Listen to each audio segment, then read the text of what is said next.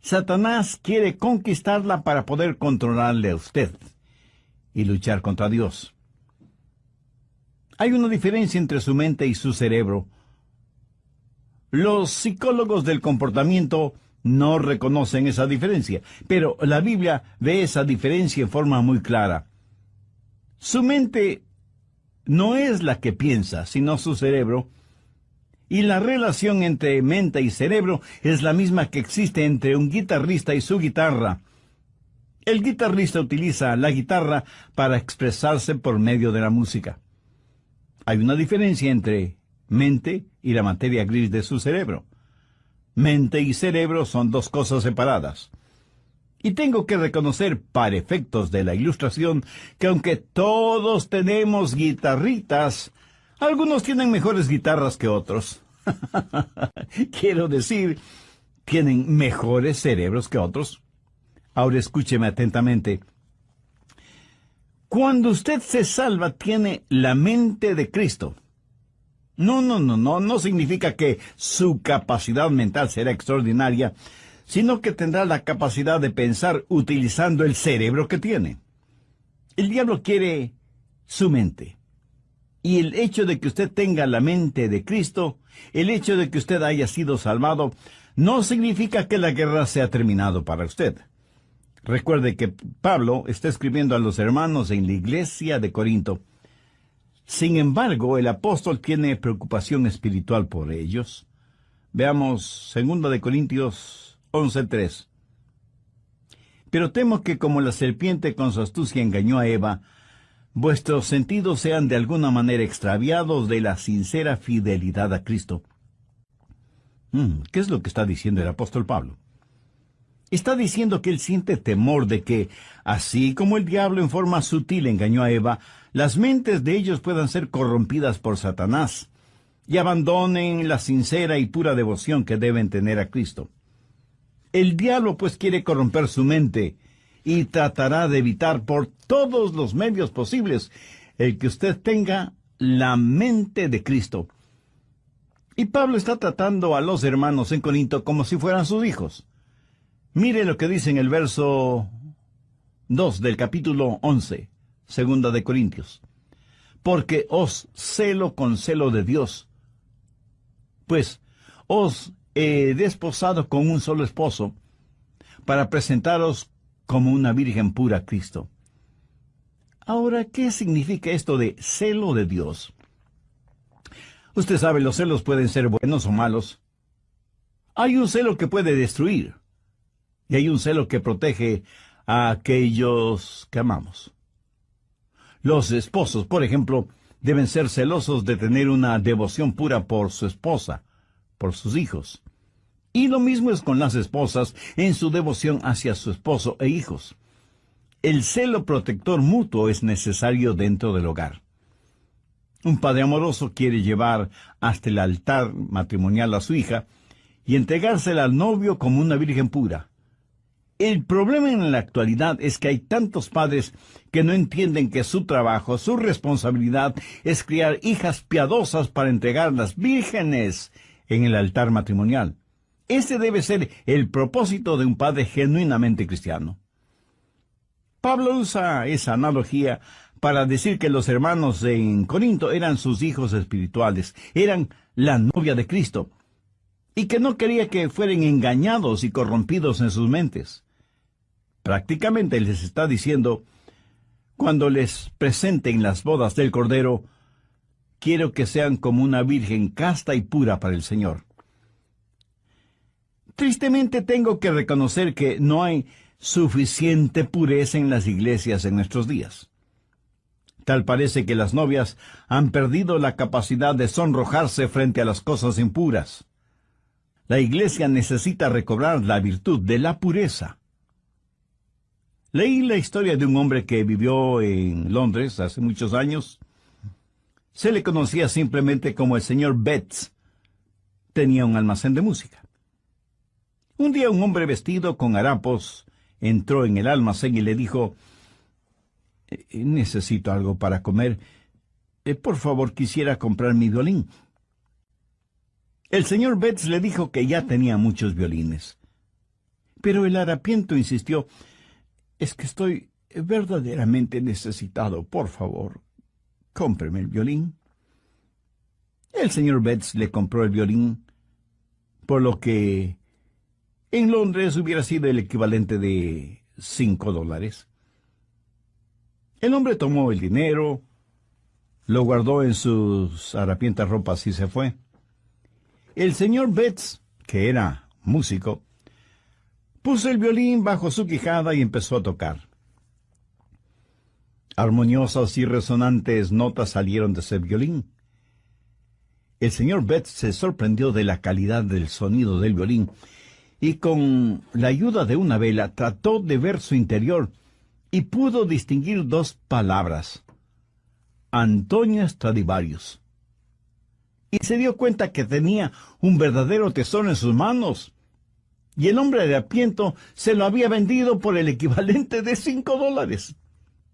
El señor Betts era un hombre bueno y honesto. Salió a buscar al hombre harapiento, pero nunca lo encontró. Muchos años después, el señor Betts vendió ese violín por $5,000. En la actualidad, un violín Stradivarius cuesta una verdadera fortuna. Ahora haga la analogía. Algunos jóvenes se venden muy barato cuando permiten que sus cuerpos se conviertan en sucios objetos de placer sexual, en vez de cuidarse y guardarse para aquella persona con la cual se casará. Pablo dice: como un padre quiere proteger a su hija para presentársela pura a Cristo, así quiero protegerles a ustedes que forman la iglesia para que tengan una mente pura y una sincera devoción por Cristo. Mi amigo, hay una batalla por su mente. El diablo quiere poseer su mente porque sabe que si puede tenerla, puede corromperla, puede alejarle del Señor Jesucristo.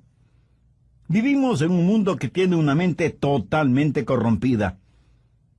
Y recuerde que, de acuerdo a Génesis 6, Dios destruyó a toda una civilización porque todo designio de los pensamientos del corazón de ellos era de continuo solamente el mal. Por favor, busque Romanos 8:6. Porque el ocuparse de la carne es muerte, pero el ocuparse del Espíritu es vida y paz. Y en Proverbios 23:7 leemos: porque cuál es su pensamiento en su corazón, tal es él. O sea, la Biblia claramente enseña que necesitamos guardar, proteger nuestra mente. De paso, quiero decir algo para aquellos que pudieran estar cautivos en eso de la meditación trascendental. Eso es muy, pero muy peligroso. ¿Sabe lo que la meditación trascendental hace? Abre su mente para los espíritus diabólicos. A los practicantes de esta forma de ocultismo se les dice que deben entrar en un estado de meditación, a fin de hacer contacto con los espíritus. Mi amigo, eso es como irse por la noche a la cama, después de abrir todas las ventanas y todas las puertas, y esperar para ver qué o quién entra en su casa. Y usted dice: espero esta noche hacer contacto. Sí, a lo mejor hace contacto, pero con espíritus diabólicos. Su mente debe estar fija, firme en el Señor Jesucristo. El profeta Isaías dijo: tú guardarás en completa paz a aquel cuyo pensamiento en ti persevera. El diablo quiere su mente para continuar con su guerra contra Dios. Y Dios quiere su mente porque es por medio de ella que Dios le habla, le alcanza. Busque Efesios 4, los versos 17 y 18. Recuerde que Pablo escribió esta carta a los hermanos creyentes y les dice: esto pues digo y requiero en el Señor, que ya no andéis como los otros gentiles, que andan en la vanidad de su mente, teniendo el entendimiento entenebrecido, ajenos a la vida de Dios, por la ignorancia que en ellos hay, por la dureza de su corazón. Cuando Dios se comunica con usted, lo hace a través de su mente.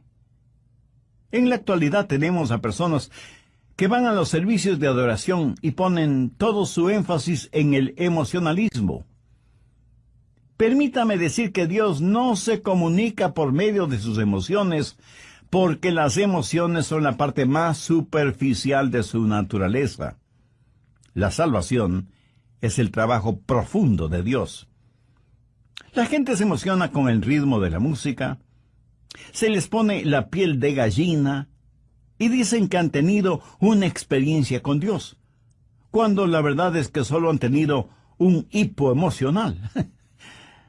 Dios se comunica por medio de la mente, y no estoy hablando de un racionalismo o intelectualismo. Hablo de que Dios se revela en su mente y que Dios nos cambia empezando con nuestra mente. En Efesios 4:23 Pablo dice, y renovaos en el espíritu de vuestra mente. Ahora, ¿cómo Dios le renueva a usted? En el espíritu de su mente. Usted puede cambiar su forma de vivir, cambiando su forma de pensar.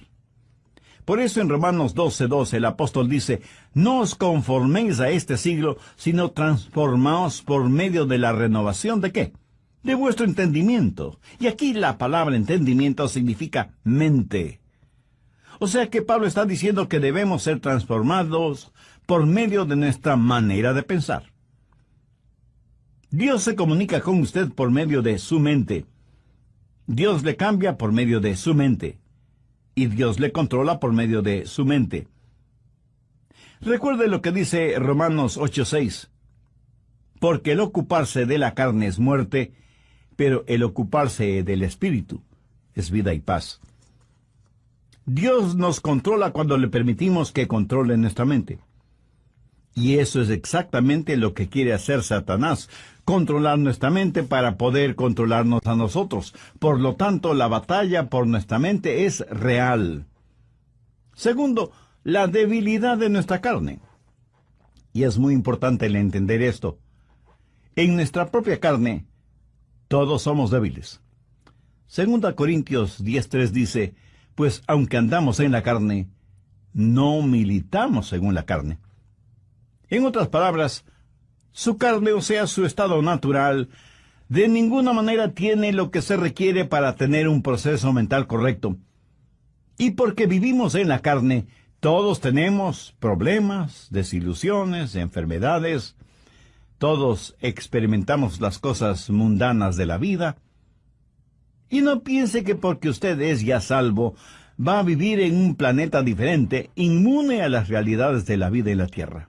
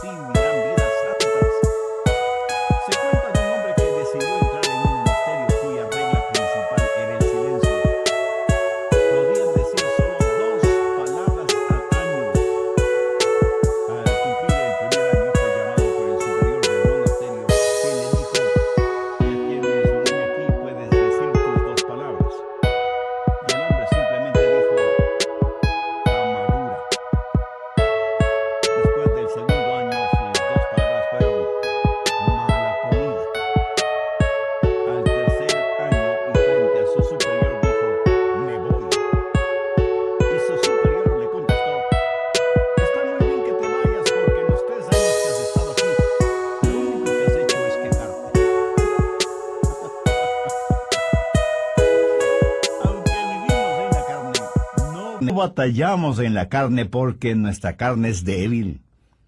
Y no estamos en guerra contra carne y sangre. Efesios 6, desde el verso 10 dice, Por lo tanto, hermanos míos, fortaleceos en el Señor y en el poder de su fuerza. Vestíos de toda la armadura de Dios para que podáis estar firmes contra las acechanzas del diablo, porque no tenemos lucha contra sangre y carne, sino contra principados, contra potestades, contra los gobernadores de las tinieblas de este siglo, contra huestes espirituales de maldad en las regiones celestes. Deseo preguntarle, ¿quién controla sus pensamientos? Si todavía no tiene a Cristo en su corazón y su mente, el diablo los controla. ¿Quiere cambiar esa realidad? Entonces le invito a orar de la siguiente manera. Querido Dios, deseo normar mi vida con pensamientos limpios, dignos, puros, y solo tú puedes ayudarme. Soy pecador, no solo por lo que hago, sino por lo que pienso. Señor Jesús, cuando entregaste tu vida en la cruz del Calvario fue para perdonarme y darme la oportunidad de una vida nueva, de una mente nueva, de un corazón nuevo. Deseo que seas mi Salvador y mi Señor y que tomes el control de mi vida. En tu nombre lo pido. Amén.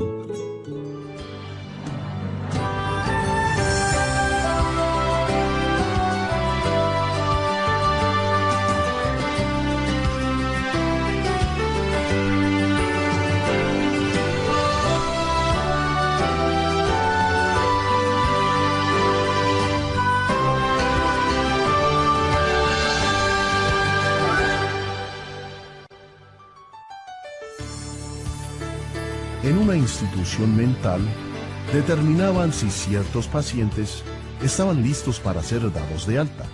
Los pusieron en un cuarto, abrieron las llaves del lavado hasta que el agua se desbordó. Les dieron unos trapeadores y les dijeron que debían limpiar el cuarto. Si ellos empezaban a usar los trapeadores sin cerrar las llaves del agua, no estaban listos para ser dados de alta. ¿Sabe que eso es lo que estamos haciendo en nuestra sociedad? Estamos tratando de limpiarla sin cerrar el flujo de agua. El problema está en nuestra mente, porque como pensamos, así somos. Y es de la mente, del corazón, que salen los actos de nuestra vida. En Lucas 6:45 leemos: el hombre bueno del buen tesoro de su corazón saca lo bueno, y el hombre malo del mal tesoro de su corazón saca lo malo, porque de la abundancia del corazón habla la boca. Así como es cierto que un árbol de manzanas no puede producir piñas, de la misma manera un hombre de malos pensamientos no puede producir buenas obras. Bienvenidos, soy Andrés García Vigio. Escuchemos al doctor Adrian Rogers en la voz del pastor Lenín de Llanón en la parte final del mensaje La batalla por su mente. Mis amigos, nuestra batalla no es contra los partidos políticos, ni contra la oficina de impuestos, ni contra Hollywood, ni contra suegros, especialmente las suegras. La batalla de la mente es contra Satanás, y usted nunca podrá ser más listo que el diablo. Él se burla de nuestros esquemas, ridiculiza nuestras organizaciones, y aunque muchas personas piensan que esta batalla puede ser ganada por medio de la educación, eso no es cierto. Ahora escúcheme, de ninguna manera yo estoy en contra de la educación. Pero si usted educa a una persona que no conoce al Señor Jesucristo, lo único que hará es tener una persona más peligrosa, porque seguirá siendo un diablo, pero bien educado. Antes de ser salvo, yo tuve un amigo que era alcohólico y asistió a varios programas para rehabilitarse, pero luego aceptó al Señor Jesucristo como su Salvador, y esto es lo que él me compartió. Yo asistí a esos programas sin conocer al Señor Jesucristo. Era un borracho consuetudinario, y de esos programas salí siendo todavía un borracho, pero ahora tenía educación. ¿Lo ve? La educación no es la respuesta. Pero tampoco la legislación es la respuesta para la mente. Las armas de nuestra guerra no son carnales. ¿Cree usted que las leyes pueden controlar la forma de pensar de los seres humanos? En la actualidad estamos tratando de tener leyes para controlar lo que pensamos. La ley castigará toda manifestación de odio, verbal o físico. Sin embargo, ninguna legislación puede obligarnos a amarnos unos a otros, o a odiarnos unos a otros. Las leyes solo pueden restringir la maldad, pero no pueden impulsar la bondad. Así que ni la educación ni la legislación son la respuesta. El medio ambiente tampoco es la respuesta. Pablo dice que las armas de nuestra guerra no son carnales, y la educación, la legislación y el medio ambiente son métodos carnales. Esas son cosas que la gente puede hacer sin el Señor Jesucristo. ¿Cree que si usted tiene un mejor medio ambiente, eso cambiará su manera de pensar? Bueno, solo quiero que recuerde que Adán y Eva se metieron en problemas estando en el jardín del Edén. Y usted no puede pedir mejor medio ambiente que ese, ¿no le parece?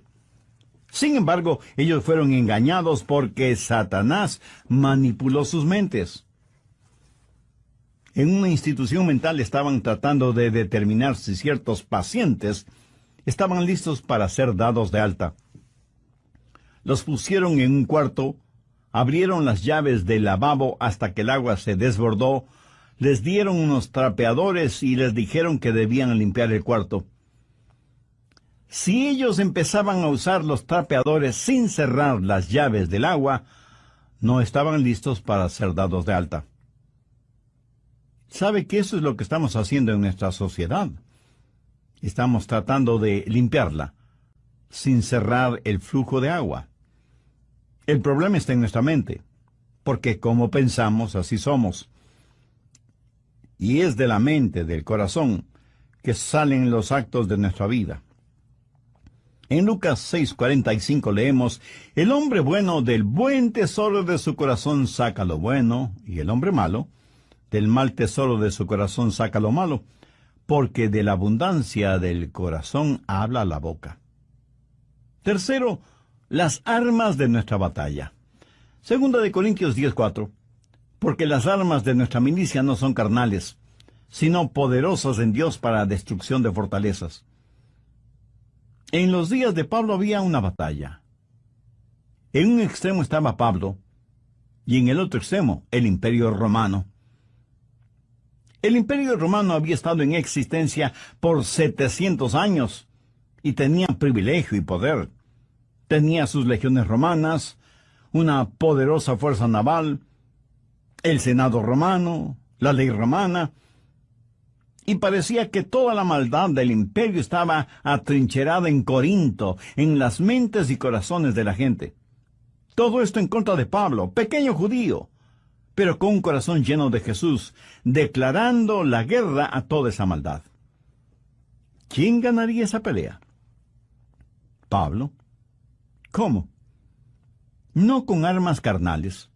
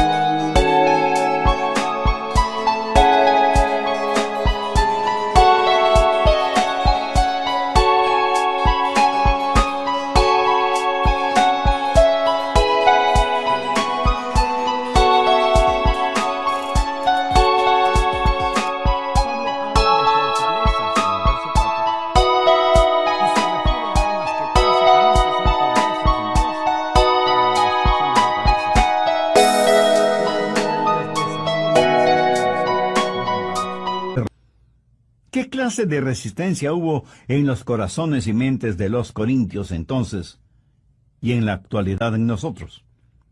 Arrogancia, ignorancia, desesperación. Todas estas son fortalezas de maldad. Y dentro de cada fortaleza, los demonios trabajan en la mente en forma muy organizada, movilizando los ejércitos infernales para hacer más fuerte la resistencia. Sin embargo, Pablo dice que esas murallas se desmoronarán. Y en el verso 5 menciona cosas muy importantes: derribando argumentos y toda altivez que se levanta contra el conocimiento de Dios, y llevando cautivo todo pensamiento a la obediencia a Cristo. Aquí está esa fortaleza con sus altas torres, y Pablo penetrará esa fortaleza para alcanzar a quienes están adentro. Pero durante ese proceso, Pablo dice que tendrá que destruir esa fortaleza. Ahora, ¿de qué está hablando el apóstol? No está hablando de inteligencia, sino de intelectualismo, de sofisticación mental. Pablo sabe que dentro de esas fortalezas hay personas que están cautivas. Y él iba a capturar a esos cautivos para traer todo pensamiento cautivo que estaba secuestrado por Satanás a la libertad de la obediencia a Cristo.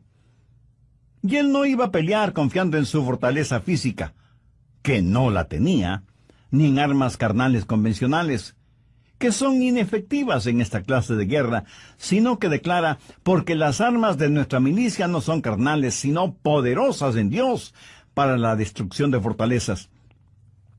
Pablo dice, las armas de nuestra milicia. ¿Y cuáles son esas armas? En primer lugar, la soberanía de su comandante. Mire lo que dice en el verso 7. Miráis las cosas según la apariencia. Si alguno está persuadido de sí mismo que es de Cristo, esto también piense de sí mismo, que como Él es de Cristo, así también nosotros somos de Cristo. En otras palabras, Pablo dice que pertenecemos a Cristo. Él es nuestro comandante supremo.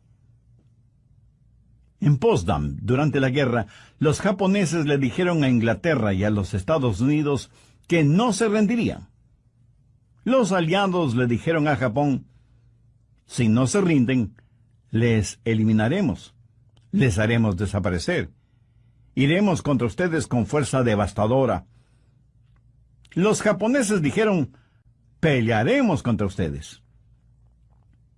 Las fuerzas aliadas bombardearon Hiroshima y Nagasaki con las primeras bombas atómicas utilizadas en la guerra. Los japoneses se rindieron después de que prácticamente casi fueron borrados de sobre la faz de la tierra. Satanás ha estado tratando de hacer hasta lo imposible para ganar esta guerra que tiene contra Dios. Cuando el Señor Jesucristo murió en el Calvario, fue como si hubiera dejado caer una bomba atómica sobre el diablo.